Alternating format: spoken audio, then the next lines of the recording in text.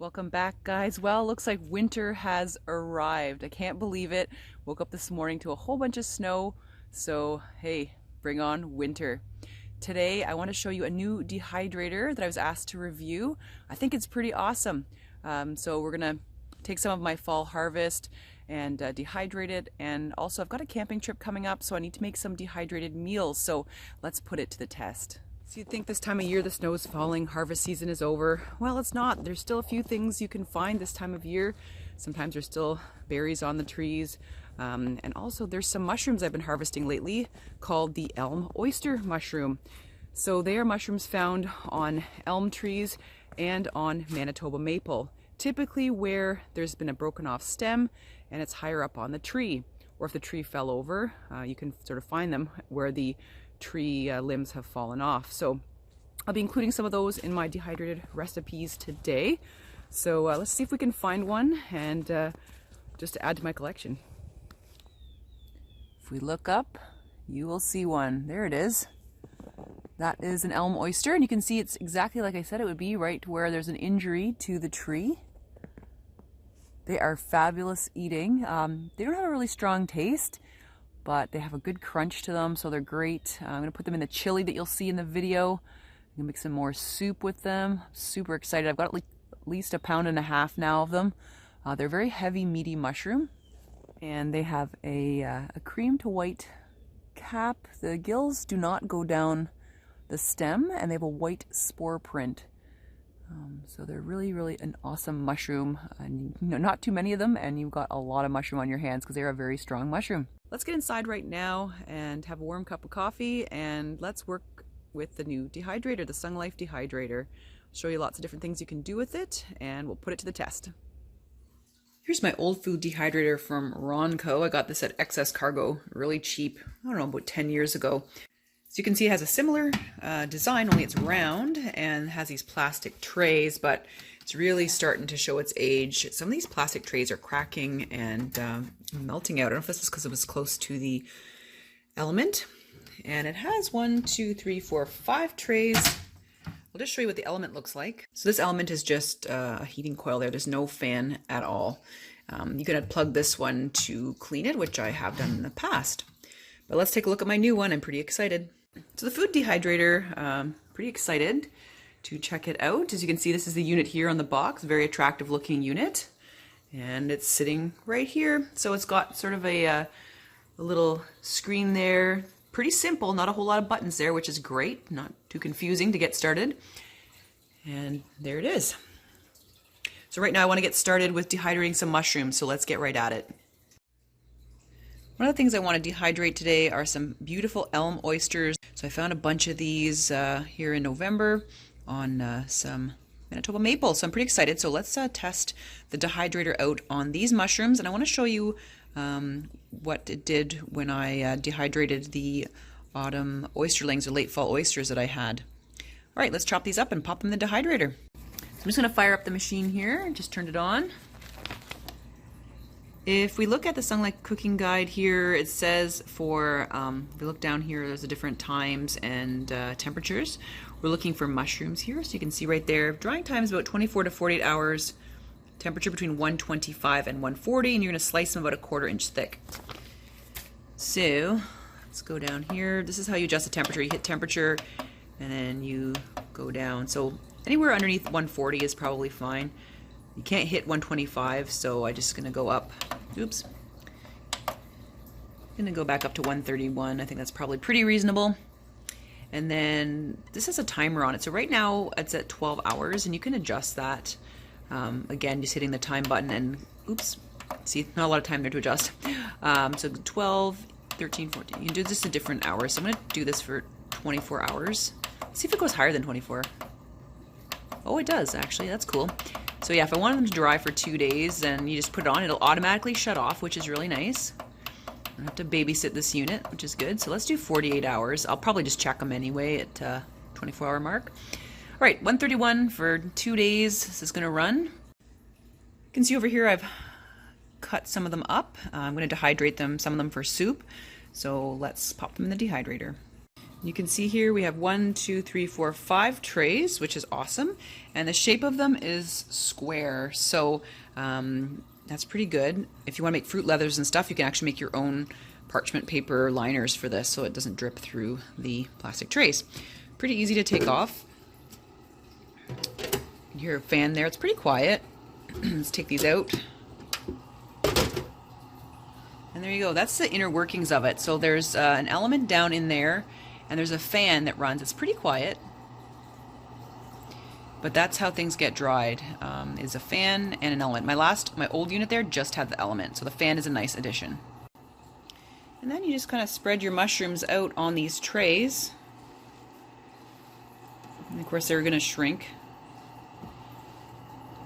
And it's easy to clean too. If you take the trays out, that little black area there, very easy to clean. Like that. Just gonna try a few bigger pieces there. I realize some of them are gonna take a bit longer to dry if I do that, but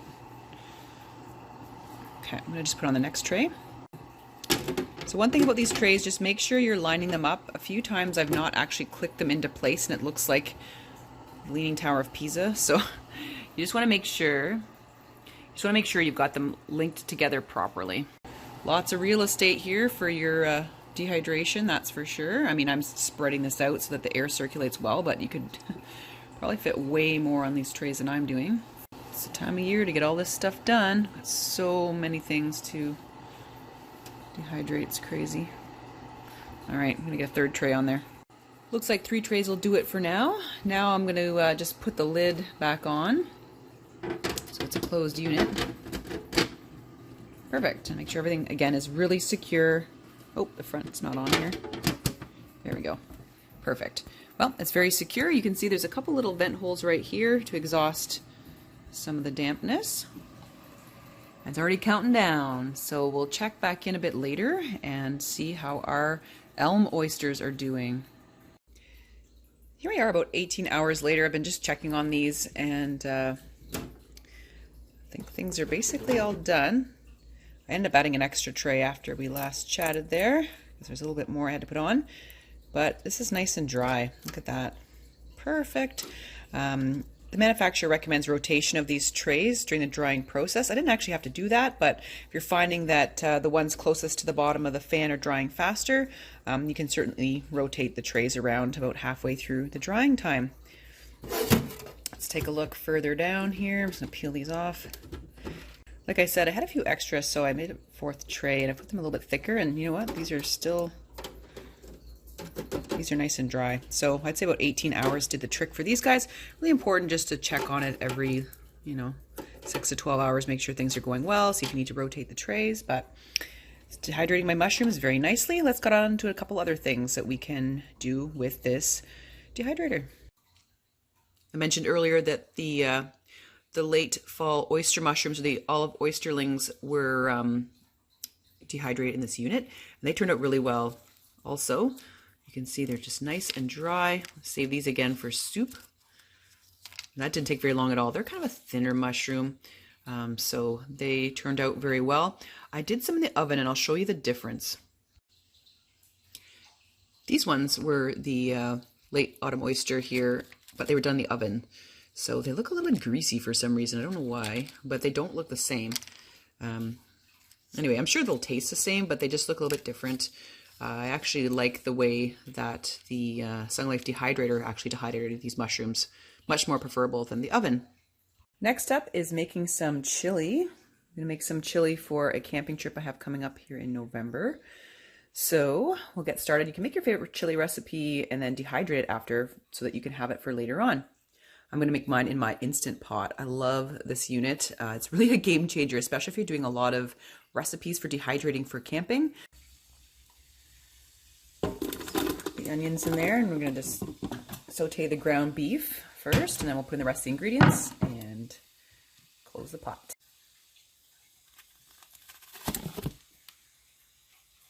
All right, now we just add the rest of the ingredients.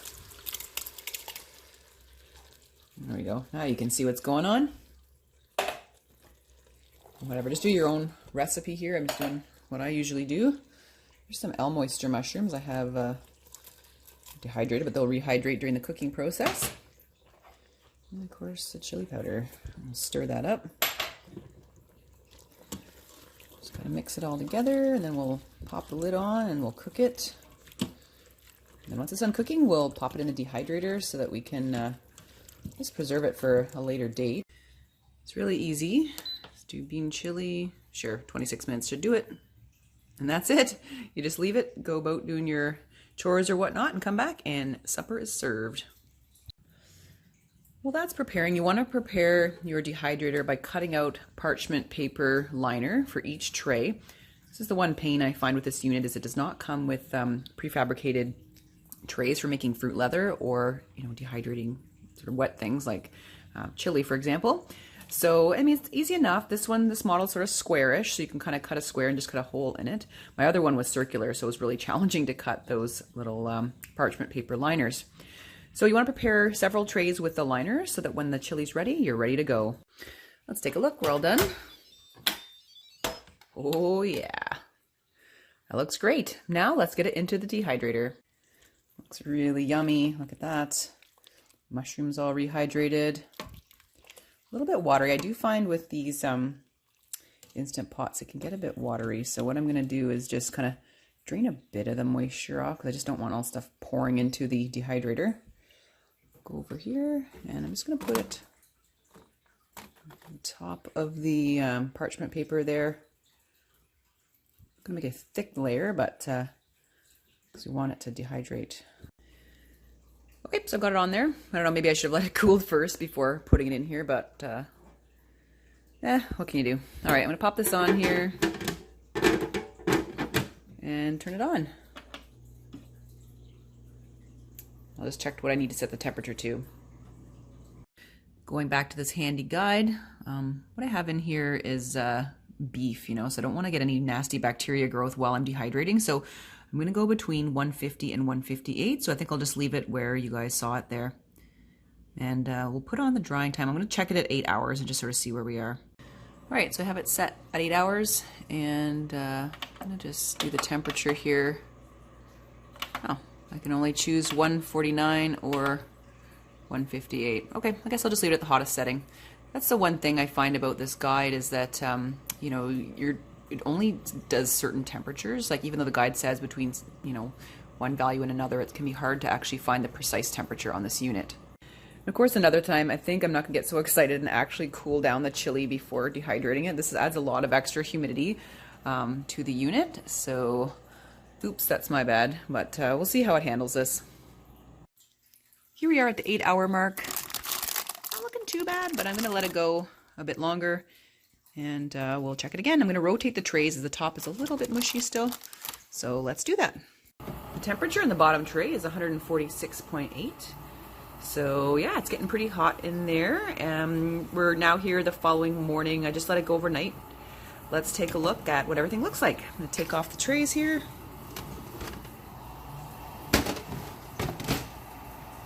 Oh yeah, this is done. Perfect. So now what we'll do is we'll pack this up in little bags and we'll store it in the fridge or freezer. I can reconstitute this when I'm out on the trail. Fabulous. So I want to show you guys, I put these in little bags here, and I've got 4 portions. Typically going to reconstitute this 1-to-1 with water to make my chili. Let's do one more thing with this dehydrator to show you how awesome it is. Next thing I'm working on is dehydrated fruit for my trip. So I have apples here. And one important thing when you're dehydrating fruit, it oxidizes and turns brown. The way I counteract that during the dehydration process is to use citric acid. So I just put a little bit of citric acid in some water and drizzle it over my fruit to be dehydrated, and then I'll put it in the dehydrator. That way you'll get nice dehydrated, apple chips or banana chips or whatever you're using, but they won't be that nasty brown color. Also in this run, I'm going to be making some of my own fruit leather. This is grapes ground up with lemon juice and sugar, and we'll be making fruit leather for the trip. Okay, so I've got the apples down there, and I made just kind of a few little blobs of fruit leather right there. So we're going to turn this on and let's see what happens. Back to the book. Looks like fruit, we're going to be having them a bit lower temperature than we did the chili, so between 135 and 145 Fahrenheit. And I'll probably set these guys for about 8 hours and we'll see what's going on. I think some of the apples I cut a bit thick, so we may have to, again, rotate the trays and sort of see how it goes. But just guidelines, again, play it by ear. Always check in on your dehydrated goods and see what's going on.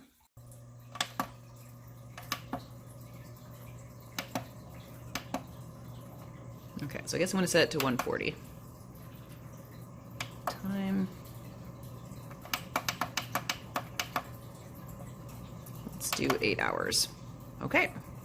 The apples are done, and you can see where some of the grape juice has leaked onto the apples. I had to rotate the trays around. So this is I had to go a lot longer. You want to go until they're a little bit, still a bit rubbery, but definitely dry. So 2 trays of apples went really well.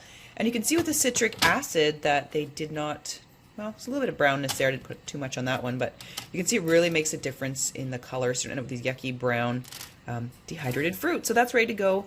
The fruit leather itself, we still got a bit of time, so I'm going to leave them in there. This is what the fruit leather looks like, homemade fruit roll-up. I didn't have a processor that could really make it really fine. I have my own hand kind of food processor, so it's a little bit chunky. So I don't have a blender that kind of makes things really fine, so that's why it's a little bit chunky on the one side, but pretty excited. See, it's still pliable. That's what you want for your fruit leather. It's kind of like a fruit roll-up deal. The one thing, again, keeps coming up is I really wish these had some kind of silicone tray or some other thing it came with, because this parchment paper is really not doing it for me, but it works. It works, obviously.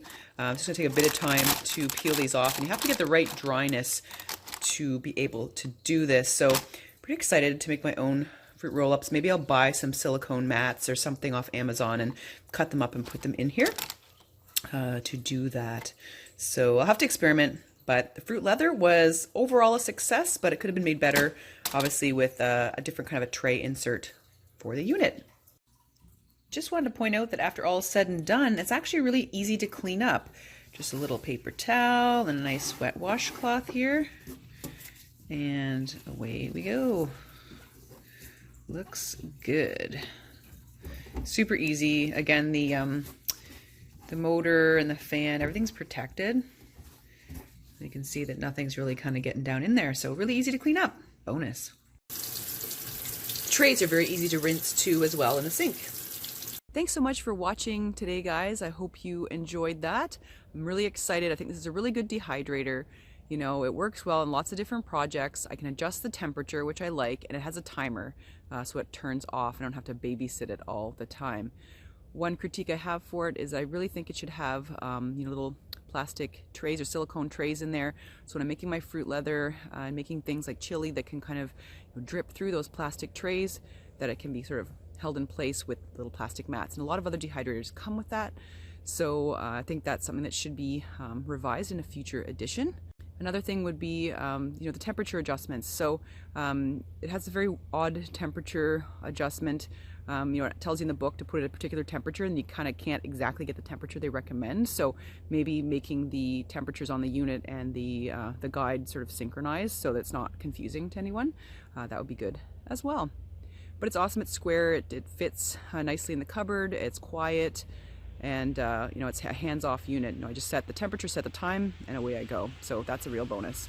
So, if you are interested in picking up one of these units, Black Friday is coming up, and there's Christmas coming up too. I put a link down below in the description box for a link to the product, and also if you use the code Sunglife when you check out as a coupon code, you'll get 20% off. So that's really awesome. I think it's a reasonably priced unit, hey, it's a real upgrade from the old one that I have, as you saw. So the code will be down below, the links to the Amazon website that has the product, and if you use the code Sunglife, you get 20% off. I've also put a link to it on my website, www.TheWildYam.ca, under electronics. You can directly link through there. So I hope you guys have a wonderful week as always and enjoyed this video. I'll see you next week.